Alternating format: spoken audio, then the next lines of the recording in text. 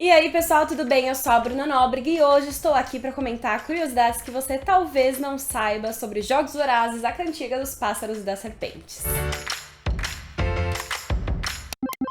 Jogos Vorazes, a Cantiga dos Pássaros e das Serpentes estreia nos cinemas brasileiros no dia 15 de novembro. Eu já tive a oportunidade de assistir, já tem vídeo aqui no canal comentando o que eu achei sem spoilers, que eu vou deixar linkado pra caso vocês queiram ver. E aí eu decidi trazer então esse vídeo que eu gosto de trazer bastante aqui no canal de curiosidades. São coisas que o elenco, os diretores, a produtora falaram em entrevista e ficam perdidos ali, talvez você não tenha prestado atenção, e eu reúno tudo aqui pra você ficar 100% por dentro dos bastidores e dos detalhes e de todos os pequenos pormenores que foram utilizados para fazer esse filme. Se você gostar, já não esquece de deixar o seu like no vídeo para o YouTube entender que é um conteúdo legal e mandar para mais pessoas. E também se inscrever no meu canal, falo muito sobre Jogos Vorazes por aqui, vou falar mais ainda sobre o filme, mas também sobre outros filmes, séries, música, você com certeza vai encontrar o que você gosta.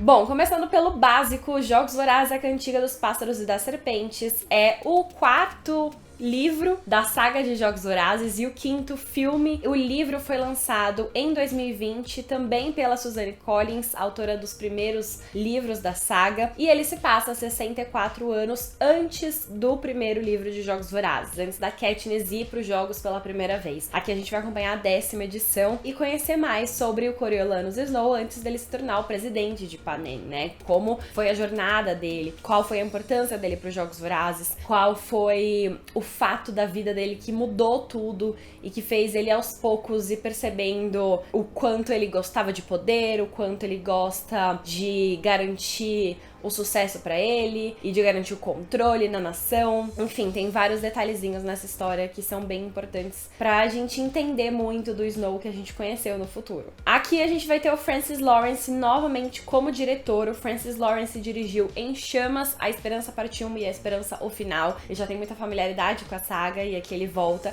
assim como a Nina Jacobson, que é produtora executiva, que também esteve em todos os filmes da saga. Os dois trabalharam muito juntos e os dois também trabalharam muito juntos com a Suzanne Collins. Ela também é produtora executiva, né, autora do livro, então ela estava ali presente em todos os momentos de decisões criativas, vistorial que estava acontecendo. Os dois, né, o Francis e a Nina, pediam muita ajuda para Suzanne para entender decisões, e foi assim que eles fizeram essa adaptação. E uma coisa interessante é que apesar de A Esperança, o livro, ser menor do que o livro de A Cantiga dos Pássaros e das Serpentes e A Esperança ter sido dividido em 2 filmes, a produtora Nina Jacobson contou que nunca foi uma ideia deles dividir A Cantiga dos Pássaros e das Serpentes em 2 filmes. Pra eles, assim, eles sempre viram como uma coisa só, uma história do Snow, então sempre foi a decisão fazer apenas um filme pra esse livro, não importa o que eles tivessem que adaptar ali. E olha, fica já o adendo que, mesmo sendo um livro muito grande, né, eles tiveram que cortar, na verdade, poucas coisas. Eles conseguiram adaptar muito bem sem que grandes partes fossem perdidas aí. Então, foi um grande sucesso. Apesar do filme ter 2 horas e 40.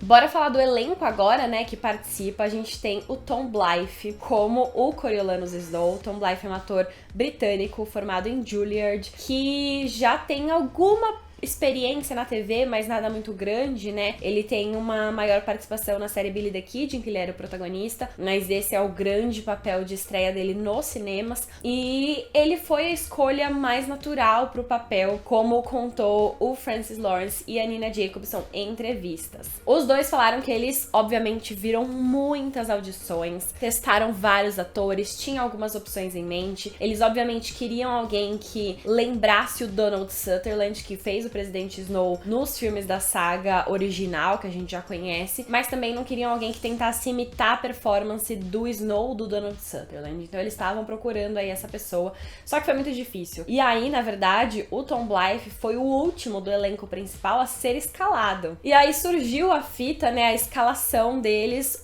Todos os diretores de elenco, de escalação, assistiram, gostaram dele. E aí, como ele já tava ali no páreo, né, lembrava o Donald Sutherland era muito bom no que ele tava fazendo, decidiram testar a química dele com a Rachel Zegler, que já estava escalada na época, a Rachel Zegler, nossa Lucy Gray Bird. E aí, eles colocaram os dois numa ligação de Zoom, tava cada um numa parte do mundo, e eles pediram pra Rachel Zegler fazer uma apresentação a capela pra ver como o Tom Blythe reagiria como Coriolanus Snow. E aí a Rachel Zegler cantou uma música de folk mais antiga sobre um amor perdido chamada Wildwood Flower, e ela cantando ali a capela, o modo com que o Tom Blythe tava olhando pra ela, atuando ali como Coriolanus, pra eles foi essencial pra eles perceberem que ele era o Snow, assim. Eles tiveram uma química logo de cara, os dois atores, o que era muito importante, e o modo com que ele olhava, admirado pra Rachel Zegler, fez eles perceberem que era assim que o Snow olharia a Lucy Gray. Então foi o momento em que eles perceberam que ele seria escalado como o presidente Snow na juventude. E bora falar agora então como a Rachel Zegler foi escalada, né? Ela tem uma história muito curiosa, porque ela se encontrou com o diretor Francis Lawrence quando ela ainda estava gravando Branca de Neve. A Rachel Zegler, enfim, vai ser a estrela de Branca de Neve do live action da Disney mesmo. Um live action que foi adiado aí pra bastante tempo no futuro e foi gravado inclusive antes da Cantiga dos Pássaros e das Serpentes.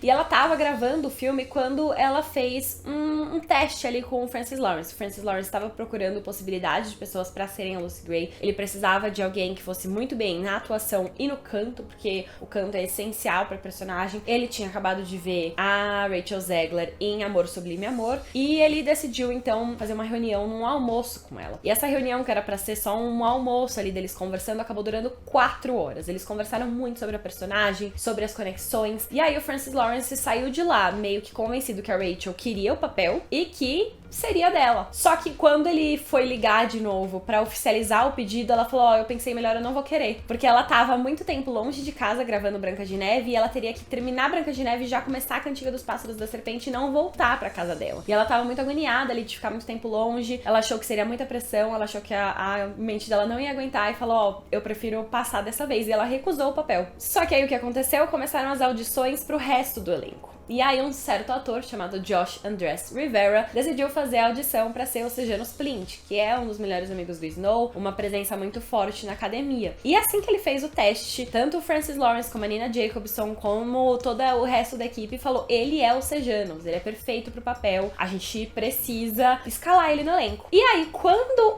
o Josh Andrés foi escalado, alguém da equipe virou e falou, você sabe que ele é namorado da Rachel Zegler, né? E aí ele ficou, não sabia. Então eles escalaram sem saber. E aí, quando ele percebeu que ele tinha escalado o namorado da Rachel Zegler, ele falou, tem um trunfo na manga. Foi lá ele, vários meses depois, ligar pra ela e falar, ó, seu namorado vai gravar com a gente. Vem gravar, a gente vai trazer ele, a gente põe aqui, você não vai precisar ficar muito tempo sozinha. Vamos fazer todo o esquema, vem gravar como Lucy Gray. E aí ela, tendo então essa casa longe de casa ali com o Josh Andrés Rivera, decidiu então aceitar o papel, porque ela não ficaria mais tão sozinha como ela ficou nas gravações de Branca de Neve. E foi assim então que o elenco principal dos 3 foi escalado, principalmente Rachel Zegler, que recusou a princípio, mas depois, por sorte, voltou atrás e eles aceitaram ela de volta. E foi perfeito, né, essa escalação, que apesar deles serem namorados, hoje em dia o Josh e a Rachel namoram por 2 anos, eles se conheceram nas gravações de Amor Sublime Amor, e apesar deles estarem juntos aí em um novo filme, os dois não foram escalados um por causa do outro, na verdade. E podemos até dizer que Rachel Zegler entrou por causa de Josh Andrés Rivera,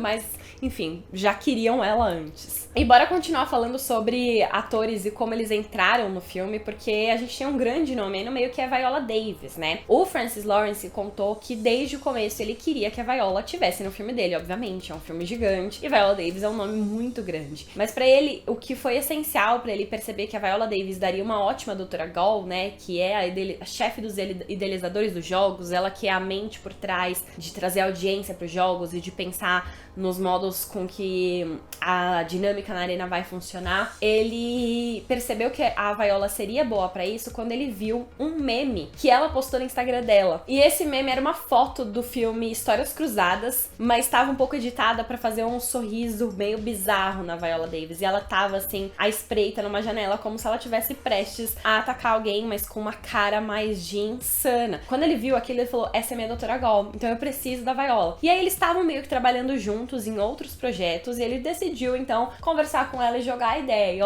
Tô fazendo esse filme de Jogos Vorazes. Jogos Vorazes é uma grande franquia, queria muito que você fizesse essa moça que é meio vilã, que é meio doida. E aí a Viola Davis não conhecia muito Jogos Vorazes. Ela falou, vou pensar aqui, não sei muito o que tá acontecendo. E aí ela foi pra casa, pesquisou o que eram os livros, pesquisou os filmes, assistiu, viu o tamanho da saga e conversou com a filha dela. Ela tem uma filha adolescente, ela falou, me chamaram aqui pro negócio de filme de Jogos Vorazes, e a filha dela ficou tipo, o quê? Jogos Vorazes? Mãe, você tem que fazer. E aí Viola Davis, então, aceitou o papel justamente depois do incentivo da filha ali, porque ela percebeu que realmente era uma saga muito grande, que seria um papel muito interessante de fazer. E tem uma ótima curiosidade em relação a isso, porque foi uma escolha da própria Viola Davis fazer com que a Doutora Gall tivesse olhos com cores diferentes, né? A gente tem o olho dela com a cor normal e tem um olho azul ali no meio. Então isso traz uma aparência um pouco mais bem fora da casinha mesmo, né? Bem excêntrica, bem diferente ali no meio. E foi um pedido da própria Viola pra ela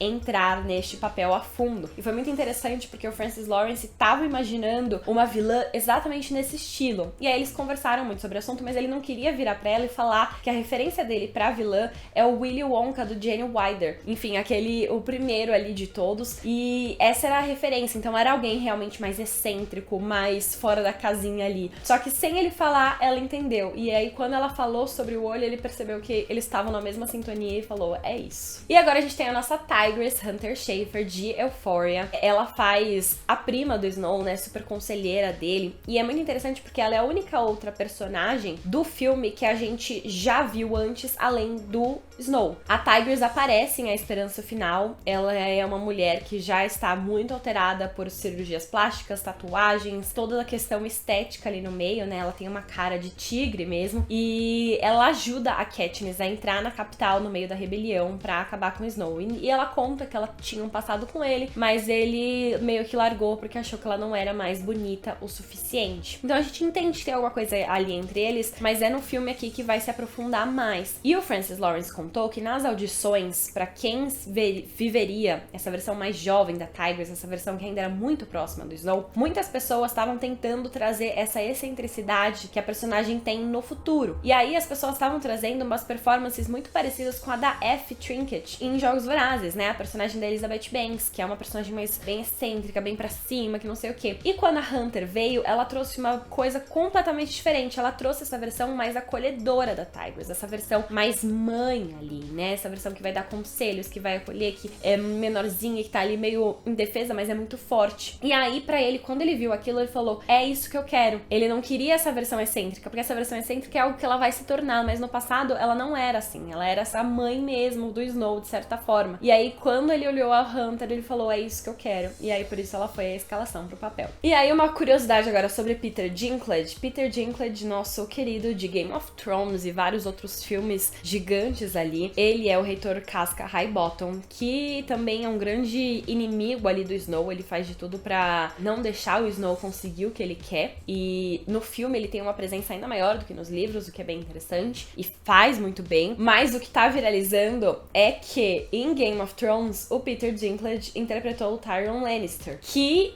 tinha relação ali, tinha cenas com um personagem com o sobrenome Snow, né, por conta da família Snow, tinha até uma rivalidade ali, justamente uma rivalidade, assim como em A Cantiga dos Pássaros e das Serpentes, e ele também tinha um certo envolvimento com envenenamento e um jovem loiro mimado, que aí no caso era o sobrinho dele, né, em Game of Thrones, e as pessoas começaram a reparar nessas pequenas coincidências do personagem em Game of Thrones com A Cantiga dos Pássaros e das Serpentes.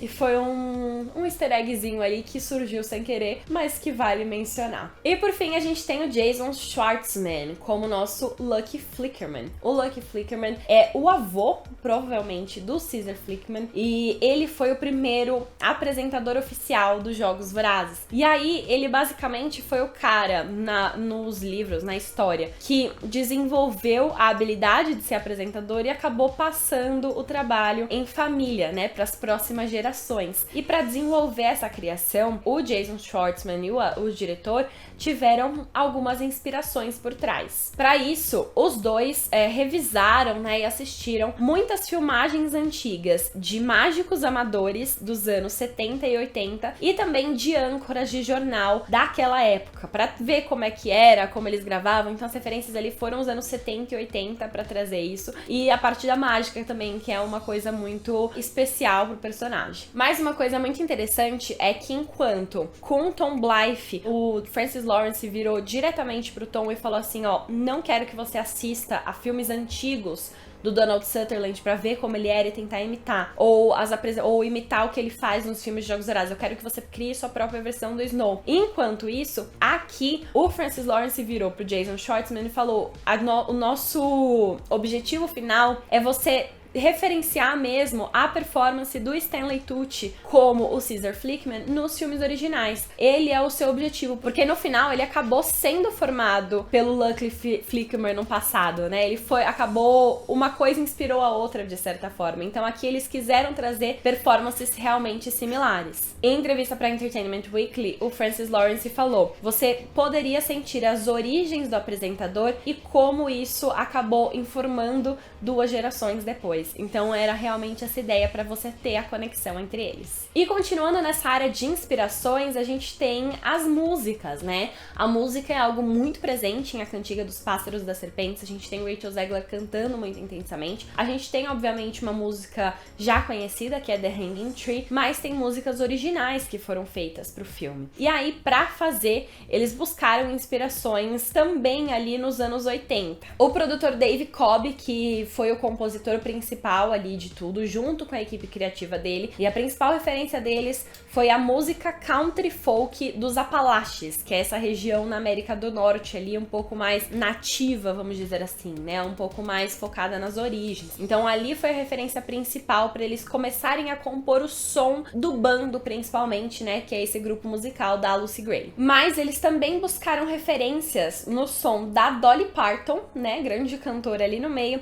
e também da Loretta Lynn, principalmente nos anos 80. Então foram pequenos detalhes que eles puxaram aí pra fazer essa referência do som. E por fim, vale mencionar que todas as cenas de música no filme foram gravadas ao vivo ali. A própria Rachel Zegler cantou. Era muito importante que ela conseguisse gravar pra trazer todo o impacto, porque gravar no estúdio e colocar depois não teria o mesmo efeito. Só que gravar ao vivo pra um filme exige muito da voz de um artista, então precisava realmente alguém que tivesse trabalhado muito com isso. E Rachel Zegler tem mais de 10 anos aí de treinamento vocal, ela sabia o que ela estava fazendo. Só que uma das cenas mais difíceis para ela soltar a voz ali e gravar foi a cena que ela gravou primeiro. Toda a parte dos Jogos Vorazes foram a primeira coisa do filme a ser gravada. Foi o que eles fizeram primeiro porque foi em outro país. Eles gravaram na Polônia essa parte dos Jogos Vorazes e foi a única coisa que eles gravaram ali, então eles começaram por essa parte. Então a Rachel Zegler logo no começo já teve que fazer a grande cena em que ela canta dentro da arena junto com muitas cobras, que é um momento muito impactante do filme. E ninguém da equipe tinha visto ela cantando até ali. Então, quando ela fez essa cena, que apesar das cobras serem CGI, então elas só foram colocadas depois, mesmo sem todo o impacto da grandiosidade das cores, só ela cantando ali levou muitas pessoas da equipe às lágrimas. As pessoas choraram dentro do set de ver a Rachel Zegler cantar. E o Francis Lawrence contou que até depois, quando o filme foi para edição nos estúdios, assim, as pessoas nos estúdios assistiram a cena, gostaram, chamaram os chefões viram, gostaram, e aí todo mundo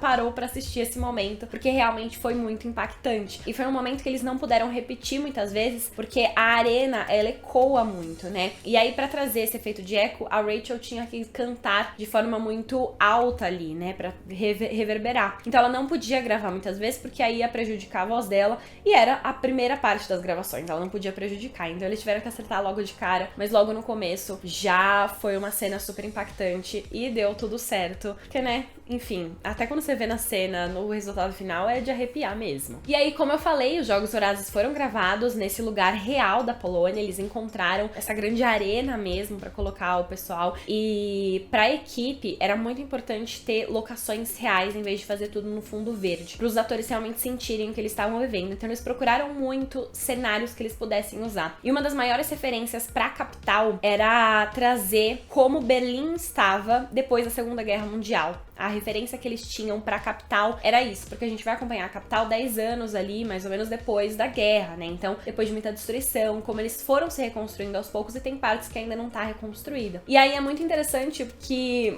obviamente, por eles estarem trazendo referências da Berlim pós-guerra, eles queriam muito ter Berlim, mas eles não imaginavam que eles iam conseguir fazer as gravações em Berlim. Só que eles conseguiram. Então, eles queriam a referência de Berlim pós-guerra e eles conseguiram gravar lá. Então, as cenas grandes da capital são gravadas em Berlim, nesse lugar real, e eles mudaram poucas coisas aí no pós, né, na hora de edição e efeitos visuais. Quase tudo que a gente vê é realmente o que estava ali no set com eles. E aí, falando mais sobre efeitos práticos, apesar da grande cena das cobras ali no filme, com, enfim, muitas cobras caindo juntos, serem efeitos visuais, CGI, a Rachel Zegler teve que gravar com cobras reais, sim. Na primeira cena, especialmente, né, que ela coloca uma cobra no vestido da Mayfair, ela segurou uma cobrinha, ela disse que ela trabalhou o dia inteiro com aquela cobra e ela apelidou de Kevin.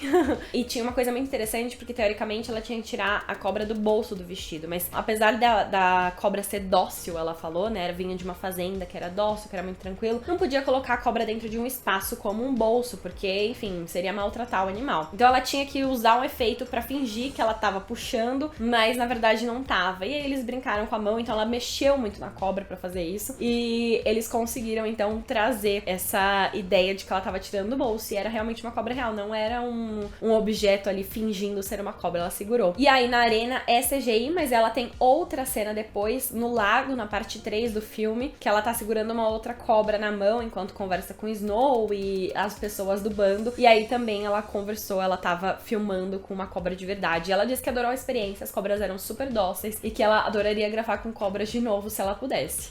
Ok, né? E aí, voltando um pouquinho pras músicas agora, a gente tem que mencionar que Olivia Rodrigo canta a música tema do filme, Can't Catch Me Now, a única grande artista pop que entrou pra trilha sonora, porque, enfim, o resto a gente tem a própria música do filme mesmo. E a Olivia Rodrigo foi convidada pra fazer parte, assim como no passado a gente teve Taylor Swift, Lorde, né, muitos nomes pop que fizeram parte da trilha sonora dos 4 filmes originais. Agora a gente tem Olivia Rodrigo, que é outro grande nome do momento, que foi chamado. E a Olivia escreveu a música sozinha com o produtor dela, o Dan Nigro, que ajudou ela em Guts e Sour, mas foram só os dois criando. E ela contou que ela recebeu o convite, aceitou na hora, e aí eles possibilitaram que ela assistisse ao filme antes da hora pra ter uma noção. E ela contou que realmente ficou inspirada pela última cena ali, né? Pelo que acontece com Lucy Gray e como isso vai afetar o Snow no futuro. E aí ela contou que viu aquilo, principalmente a cena em que mostra em cima os tordos, né? Tem muitos tordos ali cantando que fazem um certo eco pro que tá acontecendo. E ela falou, quero trazer esse som e essa ideia do final do filme. E aí ela compôs então junto com o Dan. Eles fizeram uma produção pra lembrar essa repetição ali que os tordos trazem. E o resultado final da música, se você prestar atenção na letra, é realmente trazendo esse fim do filme ali, né? E como isso vai impactar o Snow logo, mas também 64 anos depois, quando ele conhecer a Katniss. Então é uma letra muito legal e Olivia Rodrigo realmente arrasou compondo. E falando em Katniss, a gente tem muitas referências a Katniss, né? Durante o filme mesmo tem, enfim, imagens que lembram, falas que lembram da Katniss, momentos que explicam a história no futuro, mas tem algumas coisas mais sutis que foram colocadas ali de propósito mesmo, em homenagem. A primeira é a reverência da Lucy Gray, que inclusive já foi usada no trailer, muito copiada depois em edits nas redes sociais, que é a reverência que a Lucy Gray faz quando ela é chamada na colheita pra ser um dos tributos do Distrito 12, é exatamente igual a reverência que a Katniss faz quando ela tira a flecha na maçã, na boca do porco, quando ela tá se apresentando pros idealizadores de jogos ali. E isso não estava no script, mas conversando, a Rachel Zegler e o Francis Lawrence estavam falando muito sobre como várias coisas da Lucy Gray foram passadas de gerações pro futuro no Distrito 12. Como a música The Hanging Tree, tem uma música que não tá no filme, mas tá no livro, que é Deep in the Middle, que é uma música muito importante também na história da Katniss no futuro. Tem muitas coisas do símbolo dessa garota do Distrito 12 que acabaram sendo passando por gerações pra Katniss. E aí eles pensaram então que se a Lucy Gray fizesse essa reverência, podia ser algo de desafiar a capital que já estivesse na mente do Distrito 12, sabe? Fosse uma coisa muito forte ali, que acabou sendo passada por gerações e a Katniss acabou absorvendo sem nem saber qual foi a origem. Então, por isso,